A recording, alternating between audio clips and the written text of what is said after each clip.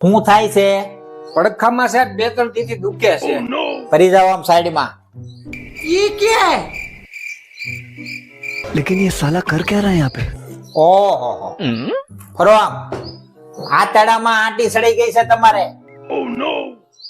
તો સાહેબ હવે શું કરશું? હું કરજો હું ખોલીને એની આંટી કાઢવી પડશે, ઓપરેશન કરવું પડશે. તો સાહેબ ખર્ચો કેટલો થાય? ખર્ચો 12 લાખ નો થાય. આટલા બધા તો 12 લાખ મારી પાસે છે નહીં સાહેબ. 2 લાખ નું તમારી પાસે થઈ જાય એમ છે? 2 લાખ નું જોઈ લે, 2 લાખ નું થઈ જાય. બરોબર.